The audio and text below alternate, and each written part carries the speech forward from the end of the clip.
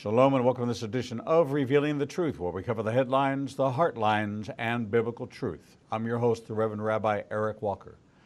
After 25 years battling a paralyzing heroin and cocaine addiction, state prison time, and 15 years of organized crime, Ronn Costabile experienced a powerful conversion at the hand of God in 1987 while incarcerated.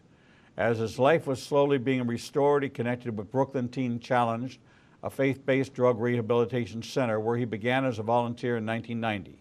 6 years later, in 1996, he became intake coordinator and soon afterwards, director of Brooklyn Men's Program.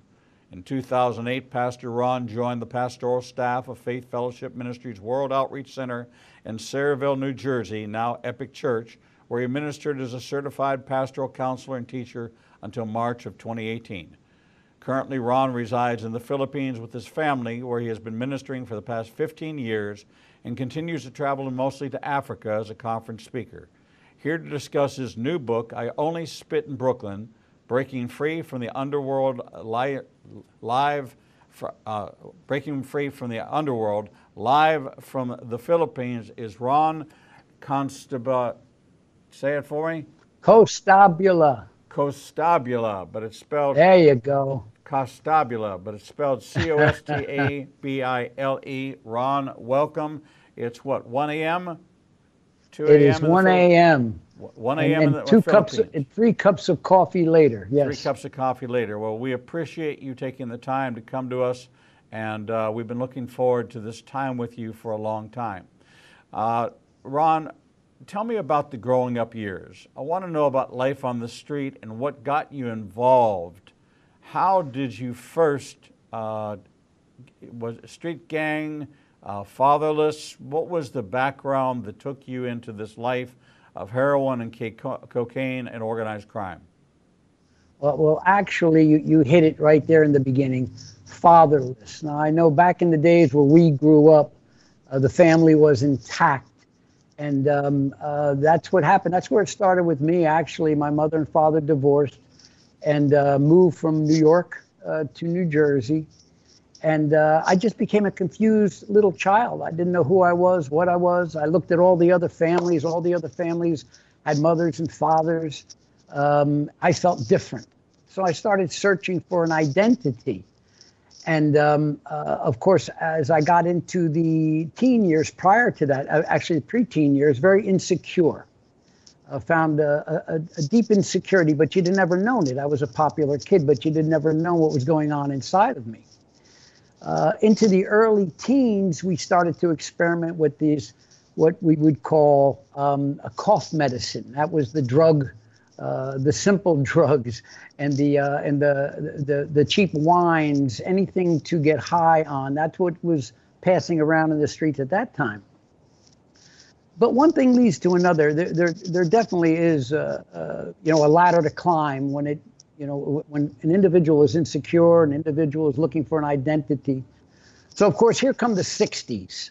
In their 60s, marijuana blew into the scene. So I of course tried marijuana, and I had my identity. So I thought I had my identity. It relieved me of the fears. I started to feel confident. Fell in love with marijuana. But of course, as many may not feel that marijuana is a gateway drug, I am a firm believer that it is. Maybe not for everyone, but it certainly was with me. So I moved on to pills. Started getting pills. Pills back in those days became very popular, the Quaaludes back in those days. Meanwhile, I still was working, still was very respectable individual. But that insecurity just kept eating at me. I had no father figure, which really was eating at me, not having a father figure in my life. One drug led to another. Sooner or later, cocaine came into the picture. Fell in love with cocaine. And then when you're in that environment, it's inevitable that you're going to hit what I call king heroin. I call that the king of the drugs, small K.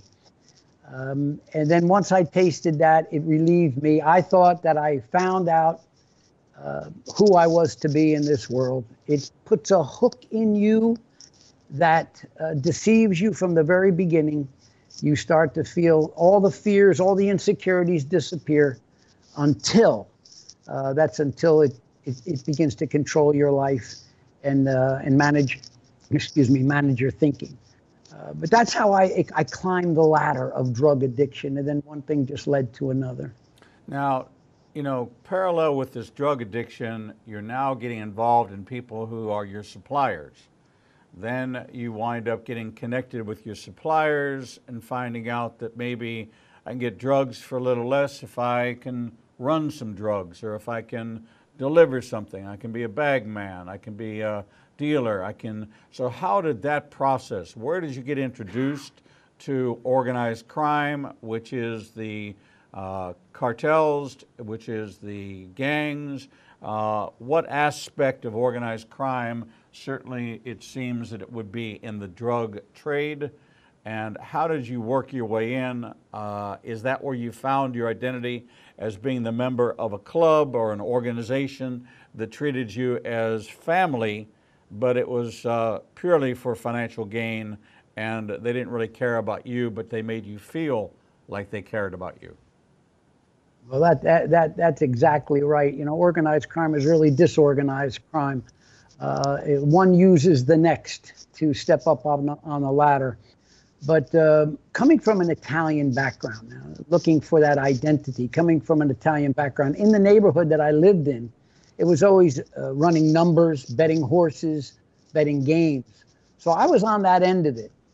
Having an addictive nature, I got addicted to gambling too. And I knew gambling very well, but I could tell you you'll never win.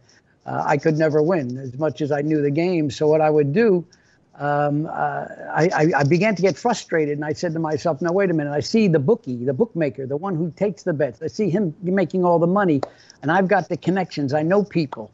So I put out the feelers that I wanted to get on the other side of the betting arena. So I put out the word. They contacted me. They interviewed me very carefully, make sure that I could take a hit if I was arrested. And actually even told me that you will go to jail one day.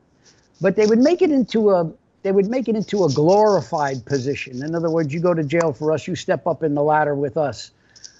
And being, an unsaved individual at that time, very worldly, you're in searching for that identity. I embraced that.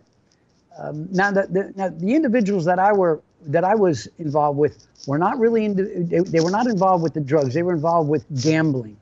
So I got caught up into that very deeply. I now was running an office, a multi-million-dollar gambling office from New Jersey and Staten Island into Manhattan, and eventually, though, got involved with another faction of that group, which did get involved with drugs, where I ran to other countries. I flew to other countries bringing back drugs, heroin and cocaine from other countries. So that's the way that all started, basically continuing to look for that identity, coming from the background that I did. And I felt that I found it. Here I am. I was this big man. They bought me cars. They put me up in an apartment. They would send me anywhere. I had everything, jewels, all the big things of the world, which mean nothing to me today, but meant everything to me yesterday, if you know what I mean. Ron, that's the way that started. So how did you finally get arrested? Where did the house of cards come tumbling down for you? Yeah, well, in 1987, I was it was one of my lowest points of life. I was in a shooting gallery. It's where people use their drugs in Red Hook, Brooklyn. It's a very, very dangerous neighborhood, even to today. Was in a shooting gallery, and I got word that my former wife, who has now passed away, was in a car accident with my daughter. And my mind was still so depraved at that point. But the point is, when even the daughter kind of like jolted my mind, and I commandeered a taxi cab, went down the street, said, "Take me to New Jersey." She thought I was crazy, but she was scared enough with me in the back seat to take me to New Jersey, and she did. She drove me down to where the hospital I was told that they were in. I ran across the Garden State Parkway like the Jersey Devil, made my way into the emergency room and stood there looking like a crazed maniac. He came from the streets of New York, didn't realize how I looked. Standing there, said, I want to see my wife and my daughter. And they said, yes, yes, sir, yes, sir. And they stalled me long enough just to call the police. Police came in, threw me down, and that's the way it ended in 1987. Put me in jail, and then there's a process from that point on. Now, was this an actual accident or was this a sting? I'm sorry, say that again? Was this an actual accident or was this a sting to capture you? No, it was an actual accident. It was. No, she had nodded out at the wheel of the car and they hit a bus. And I believe it was a move of God, without any doubt in my mind, to put me, because the only thing that kept me from self-destruction was those set of bars in front of me in that Monmouth County Correctional Facility. If it wasn't for that, I wouldn't be talking to you today. So what were you arrested for and what were you convicted of? You know, they arrested me for gambling because they knew me. I was a hot on the list. I was an organized crime figure. And actually, I went before a grand jury years before then. So they knew me well. And when I was put in that jail, I said to myself, I've got to get out of here fast, because once they find out that I'm in this jail, the little charge that I just got is going to explode into a big charge. And that's what happened. The bookmakers did not want to bail me out quickly because they didn't want to associate with me because they found drugs on me. So they stayed in the background. I was transported to Monmouth County Correctional Facility, and the charges started to pile up, one after another, until it was something I can't remember exactly, but like $250,000. And then there I sat for a while. So how long did you serve while incarcerated? Well, now that particular time, let me think. I stayed now in 1987. It was probably about 5 months before I had the conversion experience in jail. Prior to that, I did 3 years in prison. Okay. But this was a time when I was converted at that particular time. And it wasn't through anyone handing me a tract or any person trying to force a religion down my throat. It was a sovereign move of God. I want to back up a little bit. So this was not your first time. This was your second, or is this your third time of being convicted and incarcerated? Right. So this was about the third time. Third time. First time it was. I'm sorry. Say again. So the first time that you were arrested, charged, and convicted, and did time, you just did your time and got out. Right. Yeah. Okay. Yeah, that's what I did. That was about 3 years. I think it was in 1979 or 1980. Where I was sent out to Trenton State Prison. I did 3 years at that. That was for organized crime. That was for gambling. But there was not a drug charge on that. I got out, sat quiet for a while, then got back into the gambling business again. But by then, the addiction was starting to explode again. I had been on methadone, which kept me functional to a degree. But then that became abused, and my habit got out of control once again. So the drugs were driving you back into, even though being incarcerated should have been, quote unquote, somewhat rehabilitative, it didn't accomplish anything the first time you were in prison. It didn't accomplish anything the second time you were in prison. So now the third time you go to prison in 1987.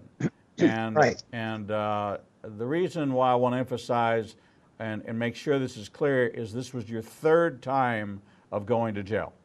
Yes. Okay. Yes. And the parallels between how God works, you know, the first time God does something, he does it. The second time he does it, he's making a point. The third time he does it, he's establishing that this is a pattern of God.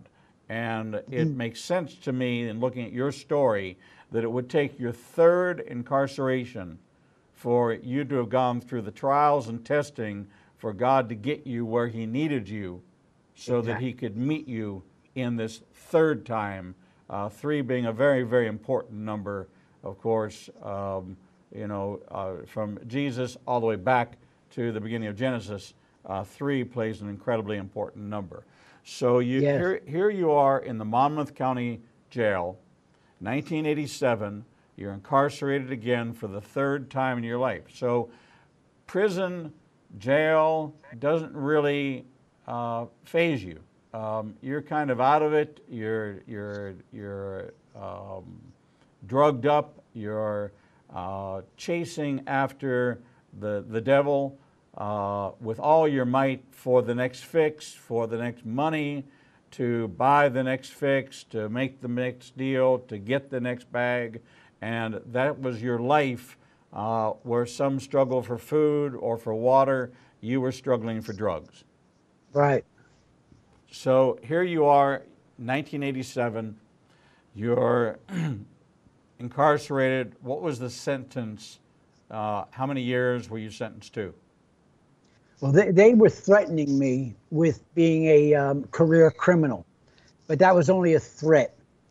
What happened is that, and believe me, I still don't know to this day how I wound up with a probationary sentence, but it was originally stated I would get 15 years, 5 to 15, I think it was, for career criminal.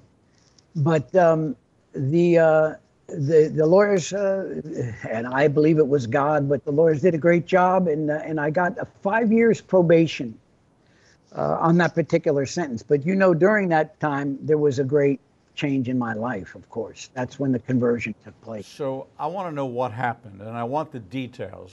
So here you are, you're in a prison cell. You have, 8 by 10?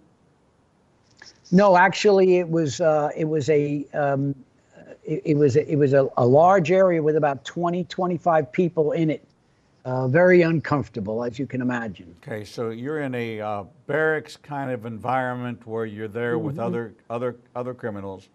All you have is your bunk bed, and you're there.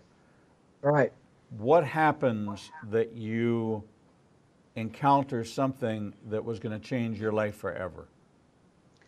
All right, let me just make this point first, is that I never knew God. I want people to understand, I never knew him, never went to church, never was religious, never knew anything, only knew there had to be someone up there because of what I see. And I've heard the name of Jesus. That's about it. That was the extent of my knowledge. And then there were events that began to happen in jail. Events that everybody would call a coincidence. And it's happened to me before. And my response would be, oh, I cannot believe this is happening to me again. My goodness, it's happening to me. But this time, it was the strangest timeline of events that went through. I won't get into the details. It would take too long. It's in the book, very detailed, though. This timeline of events just continued on to the point where I just couldn't believe it anymore. And then at the end of about 2 weeks, that was the icing on the cake. This particular event happened regarding me trying to getting out on bail, trying to make it out before what they call a detainer was put on me to where I could not get released. I continued to try to get released, and then suddenly, and Reverend Walker, it was nothing less than a Damascus Road experience, because if someone doesn't know God and all of a sudden, out of nowhere, and I'm saying, my God, what is going on here? And I hear, it's me. I heard as clear inside, it's me, as if I hear your voice today, but not audibly. It was just inside. It's me. I became so frightened that I could not look up in the jail. It happened twice. I couldn't look up. I wound up walking around with my head down for days because I was afraid to look up. Something had happened. Something had changed. Someone had intervened into my life, and I was frightened. And I knew it was supernatural. I knew it was. That's how it began. And so you are walking around kind of dazed and confused, not with the feeling you had that drugs gave you, not with the feeling that the world gave you, but a feeling that God had given you, and you were struggling, you were battling, you were wrestling with this whole thing. No different than we read about Jacob wrestling with God. Yeah. You're wrestling with yourself that something's happening, you don't know what it is. What finally made it clear to you that this was God Himself speaking out to you, bringing you salvation, bringing you redemption, and changing you in such a way that you were transformed from the inside out? And how did that feel when you finally realized that that was what was happening? Yeah, yeah. I tried to deny it for a while because I was actually so frightened and so confused, going back and forth in my mind.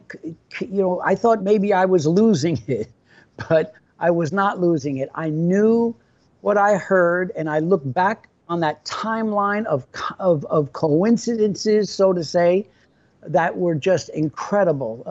The time it took for me to finally get it, what they call in the jail a detainer. In other words, I was trying to make bail, and there was a detainer that was sitting over my head. And unless someone activated that detainer, which it should have been from day one, but it took 2 weeks or even more than 2 weeks for that detainer to come down. At the same day, the same moment, the same instant that my uncle was there signing the papers to release me, the detainer came down, and that's when I heard, "It's me. Stop trying to run." And I became so frightened and so confused, but at the same time, an incredible peace started coming over me, a peace to where I stopped the struggle to go out. I stopped looking for the guard to say, everything to go, pick up your belongings and go. I just sat back and began to just wait to see what would unfold. And sooner or later, God sent this individual to me who was carrying a Bible around throughout the jail. I was trying to stay away from him, tried to avoid him, couldn't. I could not. Eventually, I went to this young man,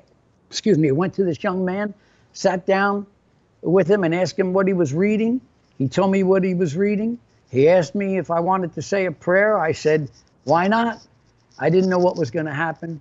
But when I said that prayer of salvation with him, in all truth, I felt as if I floated. There was an incredible conversion that happened to me. I didn't care whether I got released from that point on. Nothing mattered within that jail, inside or outside anymore. That is the miracle that God, sovereign move of God, a sovereign move. No one trying to talk me to go into church. No one trying to convert me. God Himself. God Himself. It's an amazing story. We're talking with Ronn, and I'm gonna do it phonetically because people will find it by me saying Costabile, Costabile. In Italian, pronounced differently, but but if you're going to look for the book, it's Ronn with 2 N's, Costabile, Costabile. I only spit in Brooklyn, breaking free from the underworld. A fascinating story of a life redeemed behind bars. When we come back, we're going to dig into the subsequent years, the deliverance from the drug addiction, getting involved with Teen Challenge, being able to hear the great work of David Wilkerson and all that was happening at the time and becoming a part of that, and how a life redeemed is now bringing transformation to lives all around the world by telling the truth of God meeting Ronn right there while he was incarcerated as a drug addict, as a gambling, someone addicted to gambling, and delivered, absolutely delivered, redeemed, and life devoted from what was the farthest extreme, was a parking lot, parking space, an employee of the month in the kingdom of hell, to a seat right there at the throne of grace. Amen. All in an instance because he could not outrun God. We'll be right back. Yes. We'll be right back. Not everything that makes the headlines has biblical importance, but many events that happen around the world do, and you never hear about them. Igniting a Nation is pleased to teach Revealing Prophecy every Tuesday night at 7 p.m. at the Marriott 280 in Birmingham. We will cover worldwide events and insider information that will connect the dots of what's happening around the world with biblical prophecy. If you happen to miss a class, we'll televise each week's class at 10 o'clock Central Time on ignitinganation.com and all our social media outlets. Copies of the teachings will also be available to purchase on our website at www.ignitinganation.com.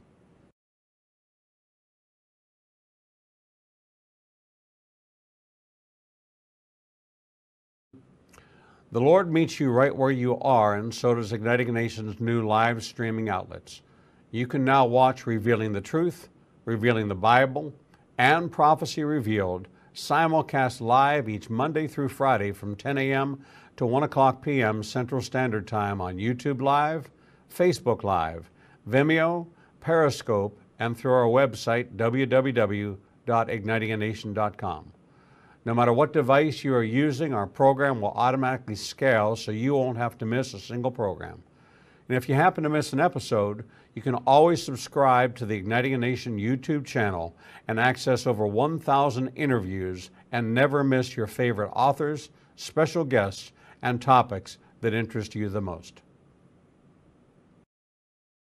There are lots of ways to see Israel, but nothing compares to seeing the land of the book and the people of the book through the eyes of two Jewish believers who can take you on a journey that will bring the entire Bible to life. When you join Rabbi Eric Walker and his #1 rated tour guide, Edo Canaan, in Israel, you'll experience incredible teachings, first-class accommodations, and actually walk where Jesus walked. You will experience the Bible transforming from black and white into living color, and you will never see the Bible in the same way again. For more information, visit us at www.ignitinganation.com/events.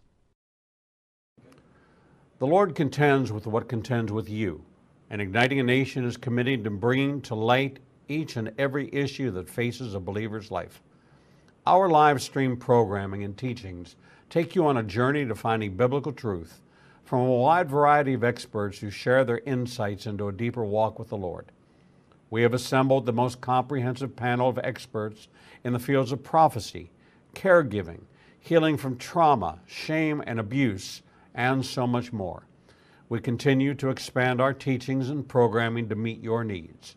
We're committed to healing the nations with biblical truth.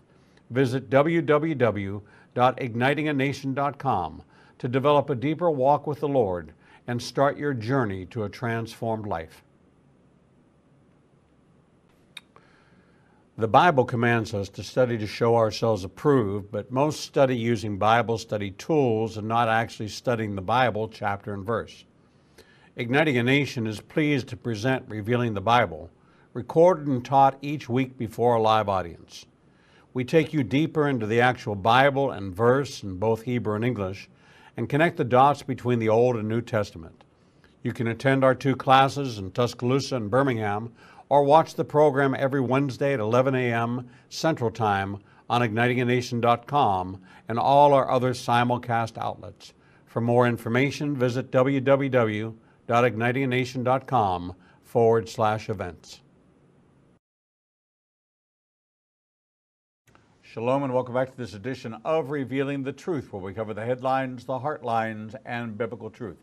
I'm your host, the Reverend Rabbi Eric Walker, and we're talking with Ronn Costabile, author of I Only Spit in Brooklyn, Breaking Free from the Underground. Ronn, live from the Philippines, welcome back to the program. Thank you, Reverend. Ronn, this young man who had the Bible, who led you to the Lord, took a hold of your hand, and he never let go from that point in time, and helped lead you on a path of when you exited prison, you didn't go back into the underworld. What happened to you?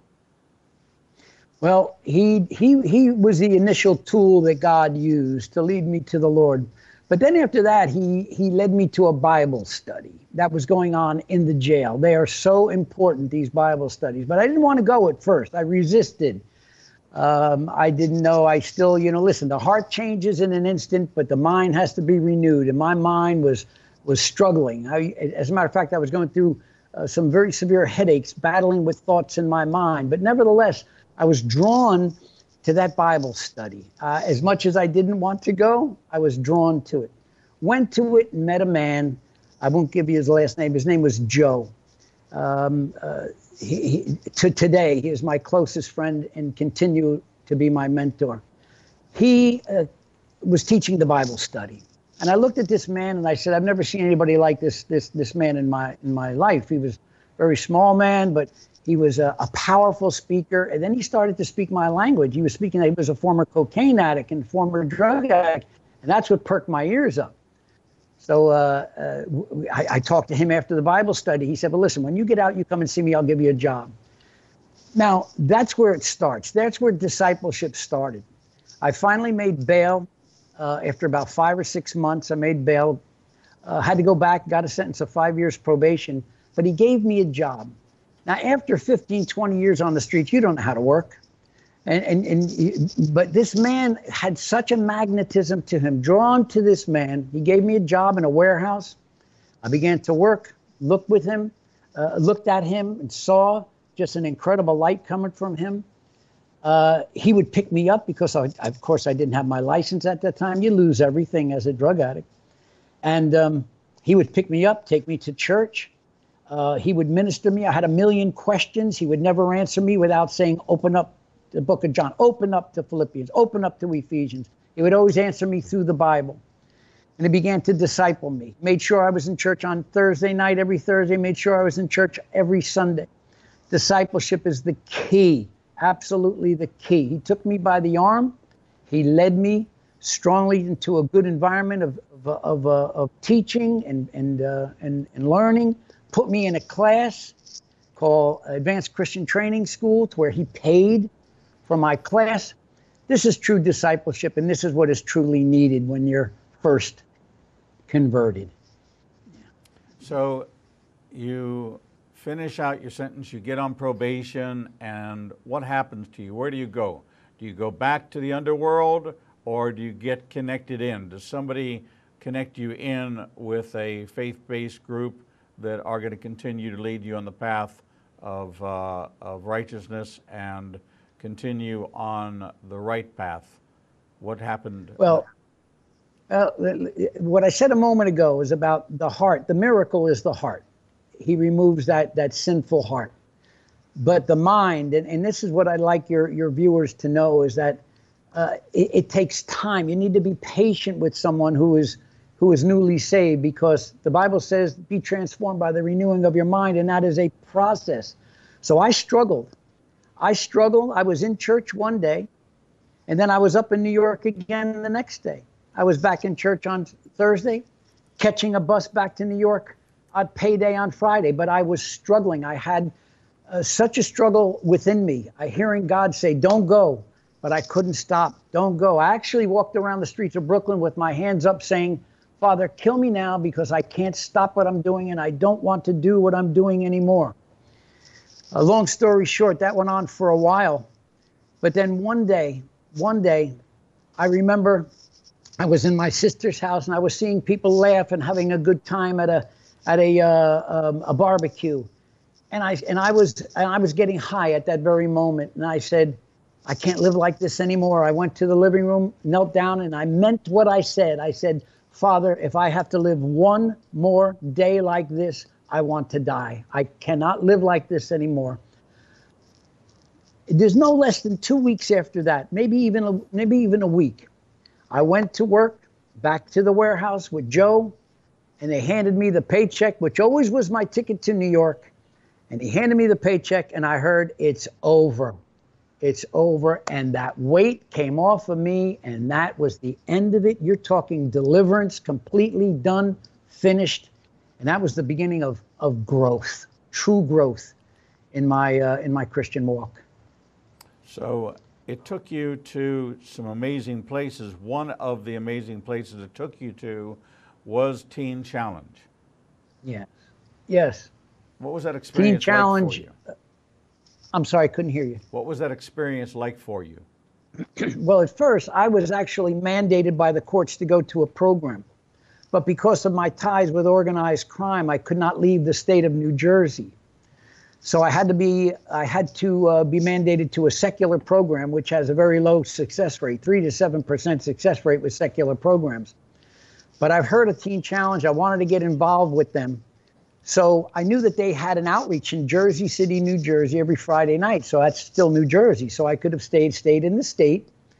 And I went up to them and started doing street outreaches with Teen Challenge. And I was actually being discipled by them outside of the program, but being discipled by them through their coffee houses. They had a coffee house in Jersey City, but I would go out with them and minister to the people. As time went on, I had access to freedom to go into New York for 24, 48 hours. I would go into New York and I would volunteer, and I help out as intake coordinator, which led to me being hired part-time as intake coordinator. I didn't care about the pay. I just wanted to serve God.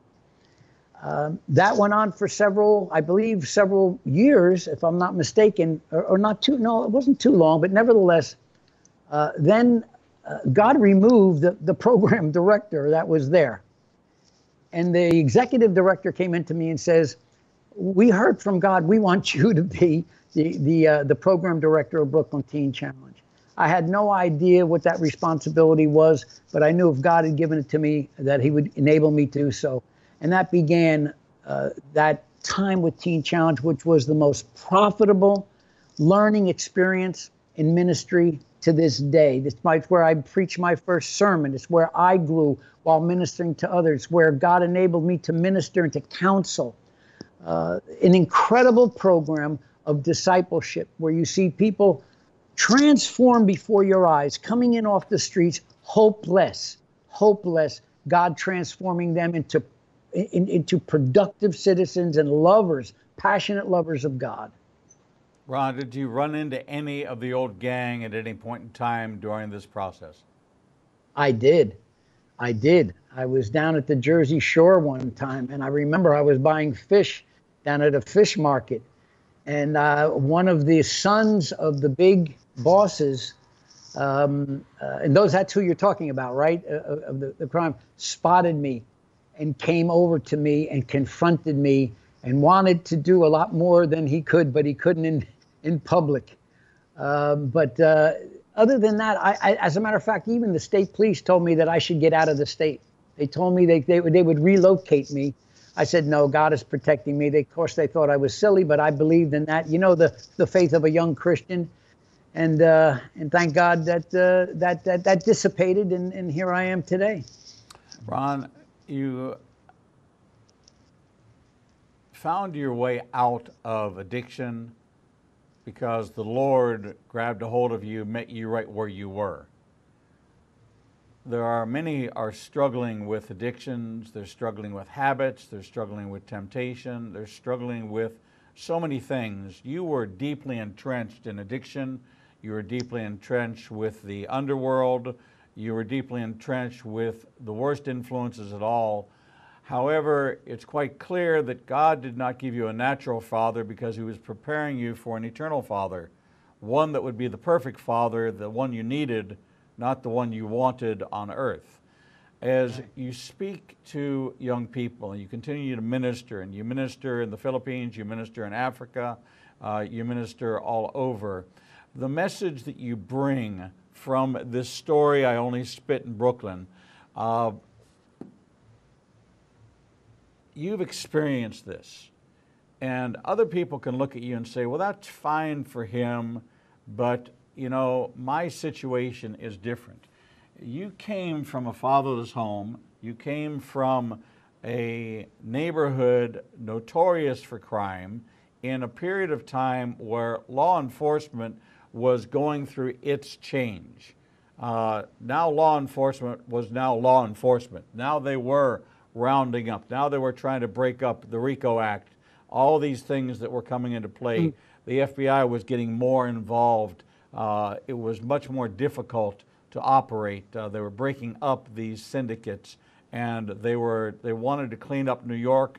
They were on really a 50-year spree of cleaning up New York because that was such a center of organized crime. What do we need to do as believers to help others like yourself? What do we need to do to break the chain? Do we do it in the local community? Do we do it in the inner city? Can we do it through outreach? What is the way that we're going to reach people who are like yourself? What have you found to be the most effective way? You know, there was a statistic that just came out just the other day that for the first time, deaths due to opiate overdoses have now outnumbered deaths from automobile accidents. In the U.S., I know it's out of control with opiates. There are many programs out there, and there's many so-called solutions to this problem. Some programs offer drug therapy. Some other programs offer short-term, outpatient. What I am convinced, and this is what I would tell everyone, because I did a great deal of counseling. That actually was my main position in the church, was counseling those who are caught up in drug abuse, is that when they come into my office, they're finally at the end of their road, but they want an instant fix. And I know that because I could think the way they think, I could feel the way they feel, I could suffer the way they suffer. So what I usually do, I would reach around and fumbling around looking for something, and I'd say, look, they would say, what are you looking for? I'd say, I'm looking for the magic wand that you want me to find and wave over you, and just that this is going to go away in the morning for you. And I tell them there is a way out, but there is no easy way out of addiction, and there is not. All these other fixes, so to say, like methadone, Suboxone, and even programs, they are what you would call Band-Aids. Teen Challenge is an absolute fantastic program, but anybody, including Don Wilkerson, will tell you that Teen Challenge never saved anybody. It's only Jesus Christ that saves people. Teen Challenge is just the vehicle. People can go through Teen Challenge 10 times. If they don't embrace Christ, they'll come out the same way. What people need to do, the only way a family can really see their loved one be delivered out of such a horrible grip of drug addiction is, number one, don't condemn them. Don't feel as if they really want to do what they're doing. And addiction now has its own will. It robs your will, and it's got its will of its own. They cannot stop. They need help, but they need the right kind of help, not an enabling help. What they need to do is be there for that individual and continue to show them God's unconditional love, but do not enable them and try to find that program. I would just say steer them toward Teen Challenge. I'm partial to Teen Challenge. Steer them toward this program. You're not going to get everyone, because they have to say yes. I want the help, but you can do what you can do. But without a spiritual foundation, without that deliverance from God, they can be on a methadone program or another program to where they're dependent upon another substance or dependent upon a sponsor. So such as, say, like an AA, but not dependent upon God. Only God himself can deliver you from this drug addiction. I mean, and wipe it out of your life completely and thoroughly. So it's that spiritual deliverance that they have to lead them to. Don't disown them. Continue to love them, I would tell the family. Tell them, I'll help you. I'll bring you to a program. I'll give you the ride, but don't give them the money. Just give them the opportunity, that open door. What I would tell everybody that calls me, all the families that would call me, I would tell them, you tell them to call me first. Call me, get in touch with me, and I'll tell them where to go. And if you can't get in touch with me, call Teen Challenge. You know, it's interesting that you strongly believe that marijuana is a gateway drug, but it looks like it's on its way to legalization. It looks like it's on its way to becoming the next billion-dollar industry, and corporate America is jumping on the bandwagon in a huge way because they see the profits from the legalized. Yeah. The states are seeing the profits from legalization. you feel it's a gateway drug. You feel it's what led you into your path. I came out of the 60s. I was a marijuana smoker in the 60s and the 70s. It didn't lead me to harder drugs, although I experimented. It just wasn't in my DNA for me Right. you know, so there are triggers to those that have an addictive personality or a DNA or a predilection to this, and we don't have any way of weaning that out. That would mean everybody would have to would have to find out what that antigen is, and they'd have to go and test everybody to see whether or not you know it's going to lead you to other things. But when people are searching and they're lost, and there's a lot of lost people out there, Ron. There's a lot of people who are depressed. There's a lot of people who don't have an identity. There's a lot of people who are getting involved in gangs, who are getting involved in all kinds of things because of the fatherless problem in the inner city. Is the church, in your opinion, doing enough? Is there something more we can do? Are there more programs? Are there more mentors we need? What's the clarion call here that you believe that your book, the message of your book is carrying out to the world, and why every person, every believer needs to read this story of redemption and how God carried you through? You have a lot of details, but you also have a deep message that you want to get out in the book. And I want to give you this time to give that message now. The one word that families need to know, because we see the suffering mothers to sons and fathers to daughters, the one word that the addict needs to know, this is a key word, and I'm sure you know it, Reverend, is hope. That's the bottom line, because what happens to a drug addict and what is the street mentality is once an addict, always an addict. And in the secular community, that's what they feel. Once an addict, always an addict. Well, I'm living proof that's not true. I may have an addictive nature. Yes, I love coffee now. Yes, and I love pistachio nuts, but I'll never go back to heroin again. Once an addict, always an addict. No, that's not true. The book is designed to take you on a journey to feel what the addict truly feels, to see the inner struggle that he's not choosing to do this anymore. Yes, he made a mistake. He used drugs. We all make mistakes. Never knew what it, no one uses drugs to become an addict. No one wants to be addicted. They fall into that through ego. They will try anything, or ignorance. I call it ego or ignorance. But the point is, the families need to, and especially in the church, like you just mentioned, because when I was on staff at Teen Challenge, I would get calls from pastors saying, Brother Ron, I've got somebody that just came into the church and he's suffering on drugs. What should I do with him? And I would say to myself, you're a pastor in a church and you don't know what to do. You don't have something in place. You don't know what to do, how to handle this. Churches need to get connected. When I went on staff at Faith Fellowship, now Epic Church International, the first thing I did was reconnect with Teen Challenge. We had a partnership to where I actually did the interviews right there in my office and would call up the program and send them right over into the program. There has to be a connection with the churches. The churches have to recognize that it takes more than a prayer. That's where it starts. It starts with prayer, trusting God. You know, we say, you've heard of this, pray as if everything depends on God, but act as if everything depends on you.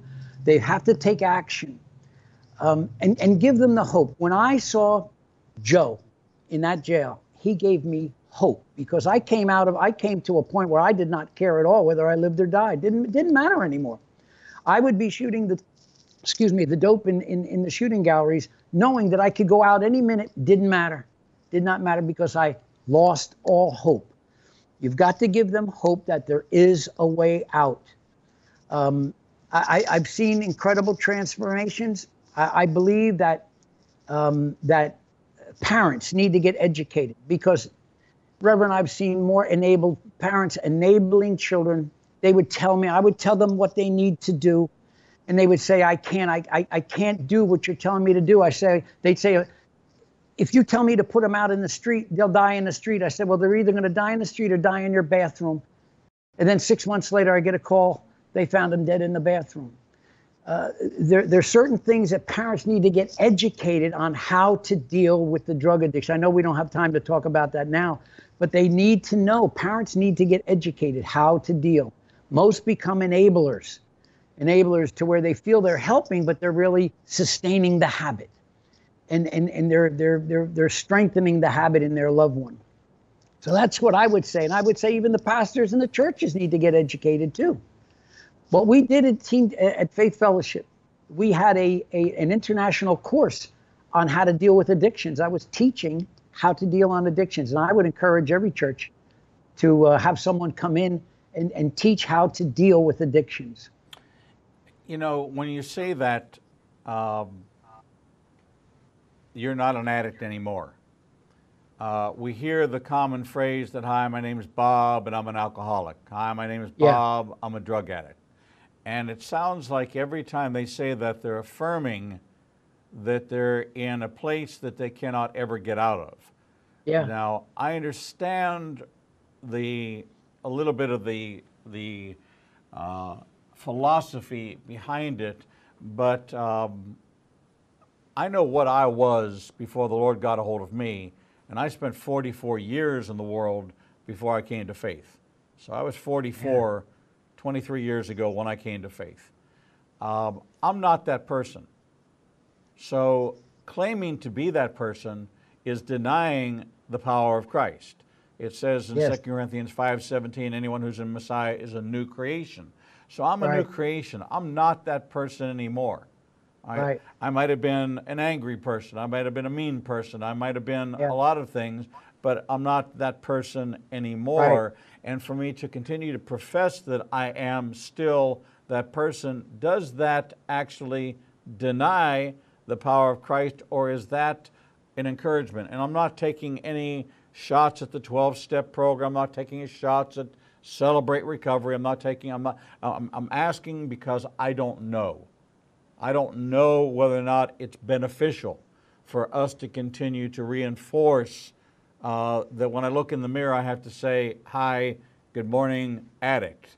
Or do I look in the mirror and say, good morning, new creation. God has made behold, God has made all things brand new. What is it, and how does that play out? Yeah, you know, when it comes to AA and NA, you know, they may have their place. I call them a possible stepping stone. If someone isn't ready to go into a Christ-centered program, a spirit-filled program, which many aren't, we may use that as a stepping stone, but we make it very clear that that is just a step number one in order to get them off the street, to get them cleaned up, and to then further their freedom from addiction. The Bible says, as a man thinks, so is he, so he becomes. So if you keep saying, I'm an addict, I'm a drug addict, I'm an alcoholic, if you keep saying that, well, then you believe that you are. And you lock yourself into that position. That's the identity you give yourself. Mankind is weak. I have seen too many people fall out of AA and out of NA because the only power that they have is on their sponsor. Their sponsor is nothing more than a human being too. It has to go beyond the natural. It has to go to the supernatural. We have to put our faith and our trust in Christ. He's the only one that can be our sponsor, so to say, and that can deliver us. But I tell everyone, you know, to confess what they truly are. I'm a child of God. I'm blessed and highly favored. I'm above and never beneath. I'm everything positive in their life. When they start to realize who they are in Christ, then they'll find the victory. Ron, it has been an absolute delight, and I thank you for staying up half the night to be with us. You're in the Philippines. We've been talking with Ronn Costabile, author of I Only Spit in Brooklyn, Breaking Free from the Underworld, an amazing story of a drug addict, a gambler, not an alcoholic, but a gambling addict who was incarcerated 3 different times before he came face to face in a supernatural way with his maker, and now has devoted the last 40 some years of his life to serving God. Ron, you are a blessing, and we just pray supernatural blessings that this book will change the lives and bring a message of hope, a message of hope to those who are struggling right now. Thank you so much, my friend. Thank you, Reverend. You're welcome. We're going to take a short break, and when we come back, we'll bring you the next edition of Revealing the Truth.